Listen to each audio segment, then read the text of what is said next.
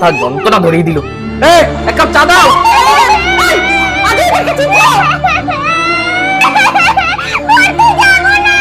সোনা মানা তুমি ওরকম করে না মা। মা ওকে একটু রেডি করে দিন না। আমি পারবো না, মাথায় তুলে রেখেছে, দুঘর দিলেই সোজা হয়ে যায়। আরে আমার টিফিন। 1 minute please. এখন ওদেরকে রেডি করনি? না ঘর সামলাতে পারে না বাচ্চা। সারাদিন ঘরে থেকে তাহলে করেটা কি?